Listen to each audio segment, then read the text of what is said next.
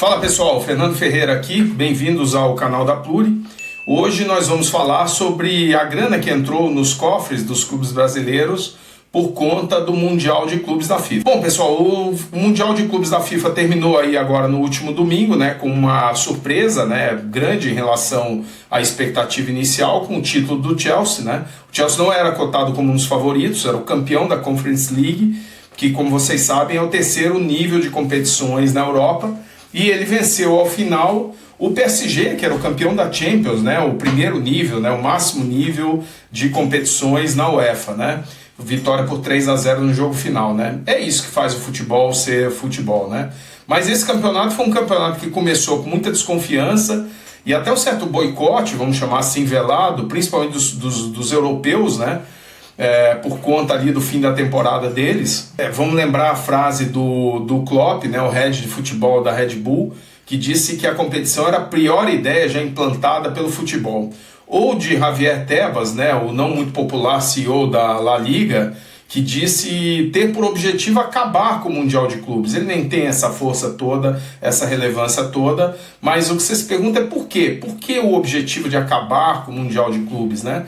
Porque a rigor é uma competição global, que se essa competição pega, ela vai, obviamente, criar uma nova escala de competições no calendário global e por conta disso, um campeonato nacional na Europa ele acaba sendo minado. Por quê? Porque os grandes clubes, os gigantões, os Real Madrid, Barcelona, Juventus, City e por aí vai, PSG, são clubes que estão cada vez mais buscando competições em que eles compitam entre si e que gerem o máximo de recursos possível. Vamos lembrar que anos atrás teve aquele movimento, né, do Real Madrid, da Juventus, né, principalmente por conta daquela super, né, Champions, né. Então o que acontece é que no futuro, se você olhar o andamento natural das coisas, os campeonatos nacionais eles vão ser na Europa questionados como os estaduais são aqui no Brasil. Não estou fazendo nenhum tipo de comparação, não cabe ordem de comparação, mas para os grandões, os campeonatos nacionais, com o passar do tempo, eles vão tendo menos relevância quando eles passam a disputar competições que têm muito mais capacidade de geração de recursos, né? Isso é uma coisa natural. Então daí vem, obviamente, a briga do Tebas. Óbvio que ele vai dizer, não, os clubes não se preparam adequadamente, blá, blá, blá, blá, blá, blá. Vamos lembrar também que hoje a Europa já está com o seu terceiro nível de competições continentais, que é a Conference League, né? Então as competições continentais crescem de tamanho, a Copa do Mundo vem aí, né, veio com uma relevância muito grande ao final da primeira competição, né?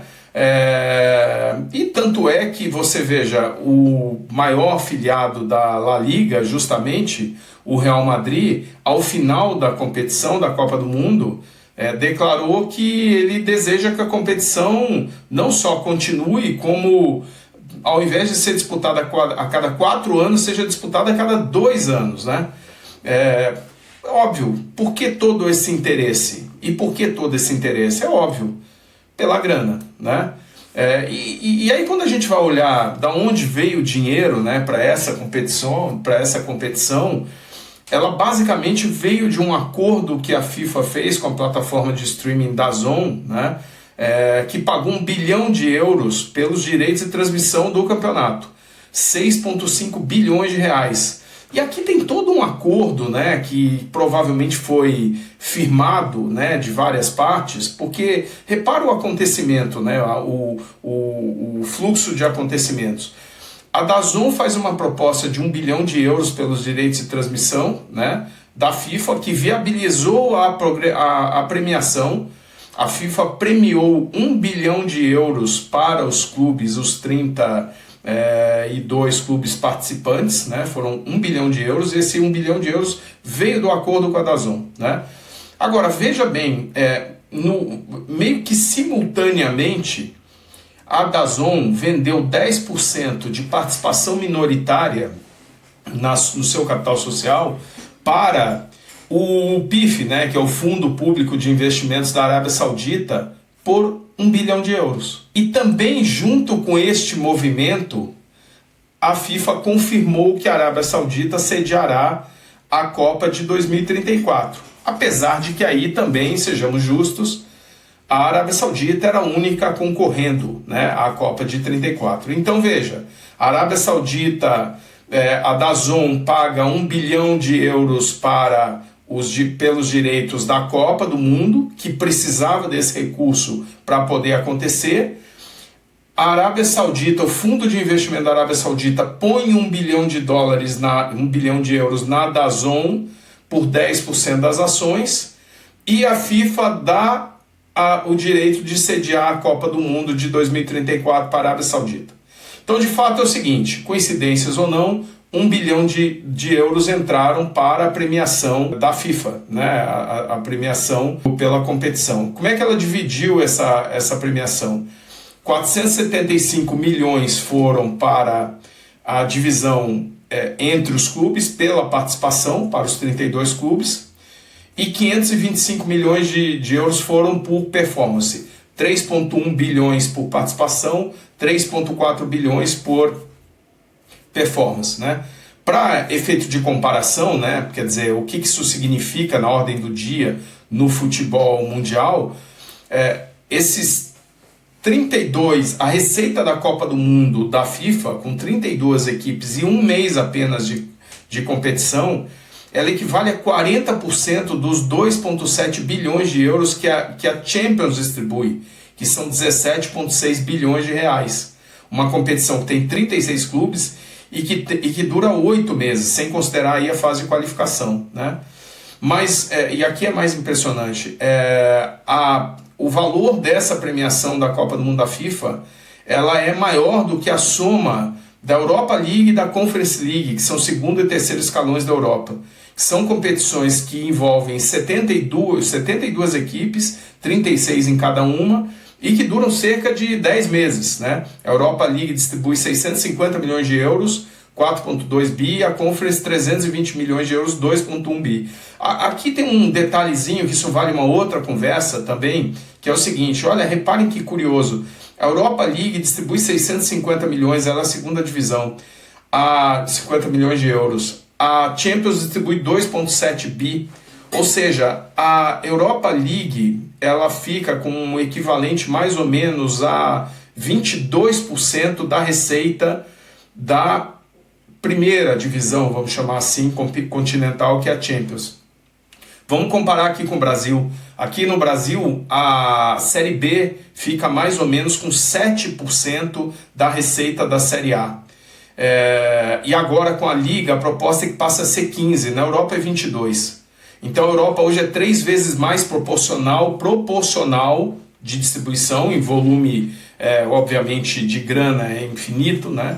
Mas proporcional é 3 vezes mais e vai passar a ser 50% a mais. Esse é um assunto para um outro vídeo, que atacar a questão que, no meu modo de ver, é um dos principais problemas estruturais do futebol brasileiro, que é a enorme diferença de distribuição de recursos entre os clubes da Série A e B. Mas isso é um assunto para outro vídeo. Vamos voltar aqui à questão da Copa do Mundo. Então você veja, o volume de dinheiros é enorme, ele veio da DAZN, abriu uma nova perspectiva, a Copa do Mundo veio para ficar, agora a discussão se vai ser a cada 2 anos, provavelmente a FIFA não vai perder a oportunidade de ocupar o mundo dos negócios dos clubes de futebol com o campeonato mundial, e essa Copa provavelmente vai realmente se tornar uma Copa a cada 2 anos, vai se mexer na distribuição, essa coisa de 4 clubes brasileiros incomodou muito os europeus, né?